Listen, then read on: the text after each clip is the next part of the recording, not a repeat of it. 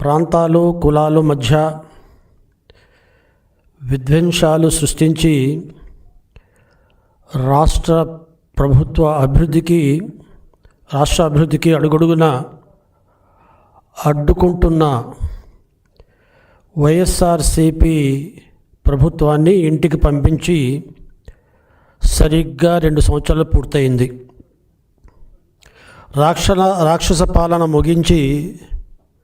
ముగింపు పలికి నా రోజు ఈరోజు 151 స్థానాల నుండి 11 శాసనసభ స్థానాలకి దిగజార్చి ప్రజలు శిక్షించినా కూడా ఈరోజు వైఎస్ఆర్సీపీ పార్టీలో ఎటువంటి మార్పు లేదు.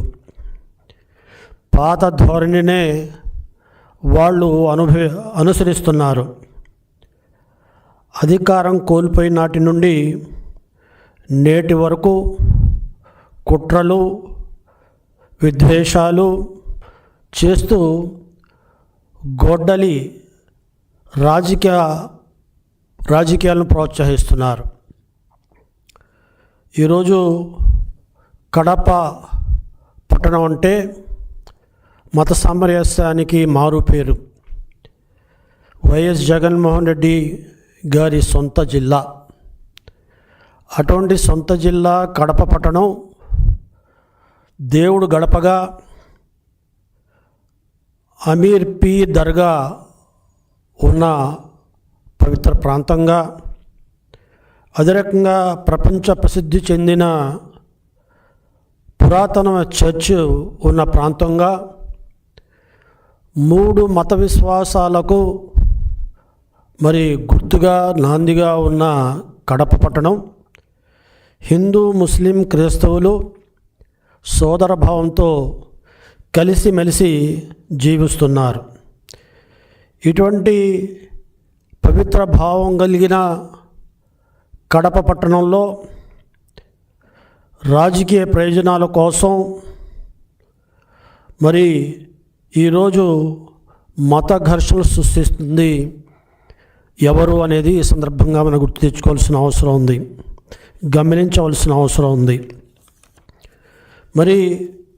ఈ నెల 9వ తారీఖున కడప ఆల్మాస్ సర్కిల్, చాలా పేరున్న సర్కిల్ అది. ముఖ్యమైన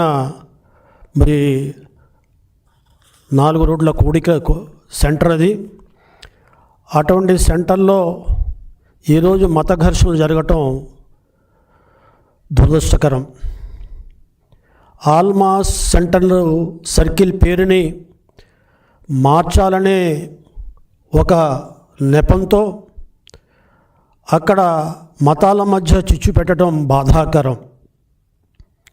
2019 నుండి 2024 వరకు 5 సంవత్సరాలు ప్రభుత్వంలో ఉన్న వైఎస్ఆర్సీ పెద్దలు కడప ఆల్మాస్ సర్కిల్ పేరు మార్చాలనే ఆలోచనే రాలేదు. కానీ 5 సంవత్సరాలు ప్రభుత్వం గడిచిపోయిన తర్వాత కడప ఆల్మాస్ సర్కిల్ పేరు మార్చే ఉదాంతాన్ని ప్రజల నెత్తి మీద రుద్దారు. కడప కార్పొరేషన్లో వైఎస్ఆర్సీపీ ఆధిపత్యం కొనసాగింది.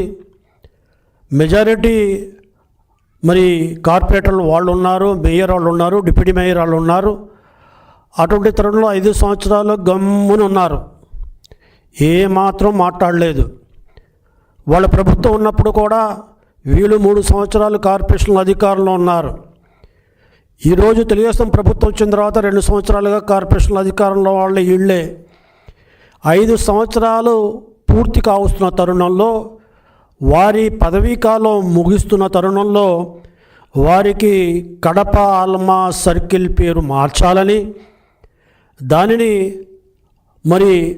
టిప్పు సుల్తాన్ సర్కిల్గా పెట్టాలనే ప్రతిపాదన ఒకటి దిగిపోయేటప్పుడు, పదవి ముగిసేటప్పుడు ప్రతిపాదించడం ఇది కేవలం రాజకీయ దురుద్దేశంతో చేసింది తప్ప మరొకటి కాదని విషయాన్ని ఈ సందర్భంగా మనవి చేస్తున్నాను. రాష్ట్రంలో అధికారంలో లేరు, కార్పొరేషన్లో కాలం పూర్తయింది. అటువంటి టైంలో సర్కిల్ పేరు ఎలా మారుతుంది, ఏ రకం మారుతుంది అనేది ఇంగిత జ్ఞానం ఉన్న వాళ్ళు ఎవరు కూడా ఆలోచిస్తారు. అటువంటి ఆలోచన చేయకుండా ప్రభుత్వం మీద, తెలుగుదేశం పార్టీ మీద, స్థానిక ఎమ్మెల్యే మీద, తెలుగుదేశం ఎమ్మెల్యే మీద బురద చల్లాలనే ప్రయత్నంతో, రాజకీయంగా లబ్ధి పొందాలనే దురుద్దేశంతో ఇటువంటి ప్రతిపాదనని తీసుకురావటం ఈరోజు వైఎస్ఆర్సీపీ దివాళాకోరు రాజకీయాలకి, మతాల మధ్య చిచ్చు పెట్టే విధానానికి ఒక నిదర్శనం అనే సందర్భంగా మనం చేస్తున్నాను.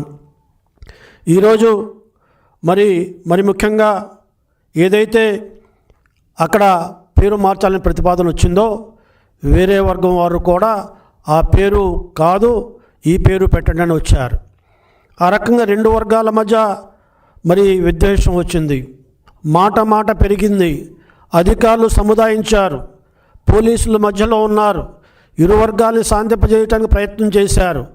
కానీ అప్పటికే వైఎస్ఆర్సీపీకి చెందిన నాయకులు ఒక పథకం ప్రకారంగా ఎవరైతే మొన్నటి వరకు వైఎస్ఆర్సీపీ అధికారంలో ఉన్నప్పుడు ఉప ముఖ్యమంత్రిగా ఉన్న అమ్జద్ బాషా, స్థానికంగా శాసనసభ్యుడిగా, మాజీ శాసనసభ్యుడిగా ఉన్న వ్యక్తి, ఆ వ్యక్తి యొక్క అనుచరగణం, ఆయనకు దగ్గరుండే అనుచరగణం అంతా కలిసి ఈ ఘర్షణలకు దారి తీయటానికి, మత విద్వేషాలు దారి తీయటానికి మూల కారణం అయ్యారనే విషయం ఈనాడు పోలీసుల యొక్క దర్యాప్తులో తేలిందంటే వీరి నైజం మారదు, మతాల మధ్య చిచ్చు పెట్టాలి, ఆ రకంగా రాజకీయ లబ్ధి పొందాలనే తపన తప్ప నిజంగా వాళ్ళకి చిత్తశుద్ధి ఉండుంటే, నిజంగా కడప ఆల్మాస్ సర్కిల్ పేరు మార్చాలని ఉంటే వాళ్ళ అధికారంలో ఉన్నప్పుడైనా చేసి ఉండాలి.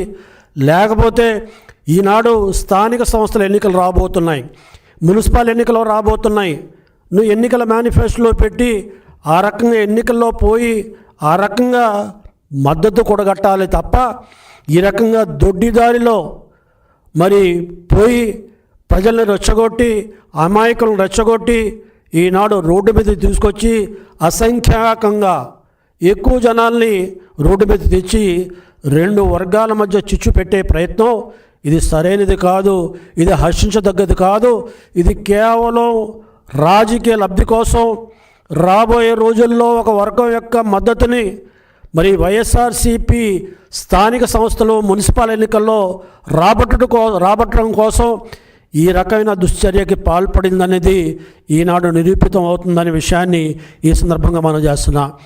కాబట్టి ఈ రకంగా ఒక సర్కిల్ పేరు మార్చాలన్నా అది స్థానిక శాసనసభ్యుల ప్రమేయం ఉండాలి, ప్రభుత్వ అధికారులు ప్రమేయం ఉండాలి. వీరందరూ ఆలోచించి ఇది ఏం చేయగలుగుతామా, చేయలేమా, చేస్తే ఎంతవరకు చేయగలుగుతాం అనేది అధికారులు చర్చిస్తారు, ప్రభుత్వానికి నివేదిస్తారు. అంతేగాని ఒక సెన్సిటివ్ ఇష్యూని, ఒక వర్గం ఒక పేరుని, ఒక వర్గం వేరే వర్గం ఇంకో పేరుని ప్రతిపాదిస్తుంటే దాన్ని రోడ్డు మీదకి తీసుకొచ్చి బల ప్రదర్శన చేసి ఆ రకంగా సాధించుకోవాలనే ప్రయత్నం చేసిన విధానం అది సరైనది కాదని ఈ సందర్భంగా మనవి చేస్తున్నా. ఇరు వర్గాల్లో ద్వేషం పెంచడం మూలంగా ఇరు వర్గాలు నినాదాలు చేసుకున్నారు, ఒకరి మీద ఒకరు రాళ్ళు రువ్వుకున్నారు. ఆ రకంగా ఒకళ్ళ మీద ఒకళ్ళు రాళ్ళు రువ్వుకున్నప్పుడు పోలీసులకు గాయాలైన తర్వాత పోలీసులు ఈ రెండు వర్గాల్ని కట్టడి చేయడానికి, రెండు వర్గాల్ని చెదరగొట్టడానికి లాఠీ చార్జ్ చేయడం చాలా బాధాకరమైన విషయం. ఇందులో ఎవరైతే అమాయకులు ఉన్నారో అమాయకులు కూడా లాఠీ చార్జ్కి గురై గాయాలకు లోనయ్యారు. అంతేకాకుండా ఈరోజు ఎవరైతే వైఎస్ఆర్సీపీ నాయకులు చెప్పిన బాటలు నడిచి వారి మాటల్లో వచ్చి ఈనాడు కేసుల్లో కూడా ఇరుక్కుపోయారు. ఆ రకంగా అమాయకులు కూడా ఈనాడు కేసుల్లో ఇరుక్కుపోయిన పరిస్థితి ఈనాడు ఉంది.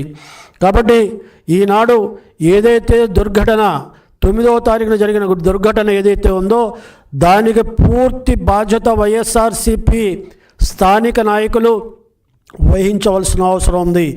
ఎవరైతే కుట్రదారులు ఉన్నారో, ఎవరైతే పాత్రధారులు ఉన్నారో వాళ్ళ మీద చట్టపరమైన కఠినమైన చర్యలు తీసుకుంటాం. ఈ రకంగా మత విద్వేషాలను రెచ్చగొట్టడం, మతాల మధ్య చిచ్చు పెడితే చూస్తూ ఊరుకునే పరిస్థితిలో ఈనాడు ప్రభుత్వం లేదు. రాష్ట్రం విడిపోయింది. అభివృద్ధిలో ముందుకు పోవాలి, పెట్టుబడులు రావాలి. అదే రకంగా అనేక సంస్థలు ముందుకొస్తే తప్ప ఉపాధి ఉద్యోగ అవకాశాలు రావు. అంతేకాదు ఆదాయం కూడా పెరగదు. కానీ ఎప్పుడైతే ఈ రకమైన ప్రాంతాల మధ్య, కులాల మధ్య, మతాల మధ్య చిచ్చు పెట్టి అభివృద్ధికి ఆటంకం కల్పించి ఆ రకంగా తెలుగుదేశం ఎన్డీఏ ప్రభుత్వం, ఎన్డీఏ కూటమి ఏదైతే అభివృద్ధి పందాలో ముందుకు దూసుకుపోతుందో దాన్ని అడ్డుకోవటానికి చేసే ప్రయత్నాల్ని ప్రభుత్వం చట్టపరంగా కఠిన చర్య తీసుకుంటుంది. ఇక్కడ లా అండ్ ఆర్డర్ పరిస్థితి మరి ఎట్టి పరిస్థితుల్లో మరి చేయి దాటితే ఉపేక్షించే పరిస్థితులు లేదు. కులాల మధ్య, ప్రాంతాల మధ్య, మతాల మధ్య చిచ్చులు పెడితే చూస్తూ ఊరుకునేది లేదు. రాష్ట్రం అభివృద్ధి పందాలు నడుస్తున్నప్పుడు ఇక్కడ సుస్థిరమైన ప్రభుత్వం ఉండాలి, మత సామరస్యం ఉండాలి, శాంతియుతమైన సహజీవనం ఉండాలి, మరి చట్టపరంగా అందరూ స్వేచ్ఛగా ఉండాలి. ఎక్కడ కూడా రౌడీజం, ఫ్రాక్షనిజం లాంటివి రాకూడదు. కులాల మధ్య మరి ఘర్షణలు జరగకూడదు, మతాల మధ్య ఘర్షణలు జరగకూడదు అనేది తెలుగుదేశం పార్టీ విధానం, తెలుగుదేశం పార్టీ సిద్ధాంతం.